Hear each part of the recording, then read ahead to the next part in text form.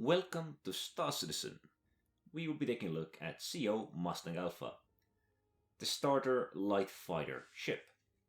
As a stock variant, this ship really isn't that good. It does come with two size 2 weapons, it also has two size 1 slots, and that's pretty much it.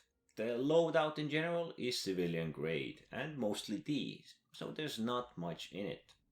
Perhaps the only good thing that this ship really has are the size 2s it comes with. You don't really need to swap them out, there is a minor change if you put better ones on, but these ones are pretty good as well for size 2. Now then, on the left we have the standard loadout of a stock ship. It does have a decent turret, or decent guns, and it does have a viable setup. It's a civilian setup wholly, all the shields, power plants, coolers and quantum drives. You don't really need anything more if you're just gonna do some low-end bounties. Just get yourself two size 1 weapons and fill up those slots. Preferably energy weapons, because ballistics really aren't worth it. The limited amount of ammo just makes them so unviable for longer than 1-2 target chase. Now then, on the right we have its general stats. Its body, its nose, total health. We have its dimensions, mass, combat speed, maximum speed. Perhaps the most important things are the pitch and yaw, and of course the fuel. Actually, this is one of the few ships where I would like to point out that the dimensions for a light fighter are pretty huge. I'm not sure if these are the biggest, but I do know that ships like Arrow or Gladius have smaller dimensions, which makes it a smaller target. These dimensions are probably given because of the huge poking out wings. It wouldn't be half bad if you wouldn't lose so much control, you wouldn't lose your weapons if the wings were cut off, but yeah. So that's why it's a pretty big target. You shoot something off of it, it's gonna be somewhat crippled. Okay, so this is the loadout that I put on this ship. Is it the best possible loadout? Probably not. I have a lot of parts overheating here, as you can see, but the coolers are actually strong enough to keep them down. So I would say there is a minor overheating problem. Is it a big one?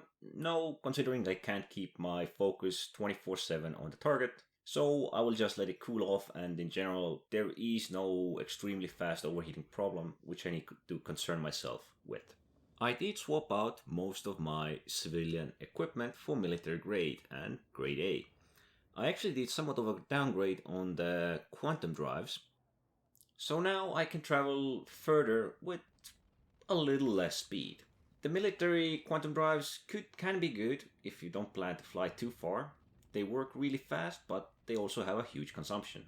I could have done this build somewhat differently. I could have switched the power plant to industrial for better outputs, perhaps even industrial coolers to keep the weapons cooled, but I went with the focus that I want my ship modules to be survivable, so I mostly went military grade, which do also have a really good output, but somewhat less health. I did not want to skimp on the shields, and I did not really want to skimp on the weapons.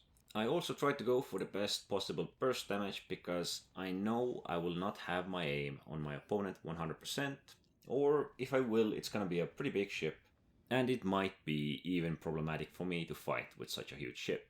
There are plenty of other loadouts that might be better optimized. I just went with the overall idea of this ship being a big target, having even a poor health pool for being such a big target. And because of that, I thought the module health might at least give me some resistance to the damages, the rockets and everything that may hit me and disable me. It can be rather fatal losing your wings or even your weapons. It usually happens for me after I do a couple of bounties. I kinda lose like a wing, it might get shot off, I might ram something. Worst case, I'll lose my size 2 weapon, or one of them at least. That is one of the reasons why I don't like this ship. I feel if I get shot up way too many times, if I take a bit too much damage, I may lose a part or two. This was a simple review of Mustang Alpha. I did not go over its looks, compartments, everything like that, because that's irrelevant. It's a light fighter. The idea is just how capable is it, how big of a target it is, how good it is at turning, the overall general stats that may help you in combat. and my concerns with this ship. It's not as bad of a ship as I may make it out to be, it's pretty decent, but it bothers me it's such a huge target and its weapons can easily be disabled if you are kinda sloppy. Now if you want to make your own loadout, of course go to Hercule.games, there you can see all the possible ships, all the possible components, you can make your own loadout and see how it affects you. Now as I said, this is not optimal, it was not optimal, or not 100% at least. I could have beefed it up a bit, I could have switched up to better quantum drive, I could have improved on coolers, maybe a power plant, it all depends on your preference. I just wanted this ship to be survivable because it is somewhat big. But anyways, thanks for watching.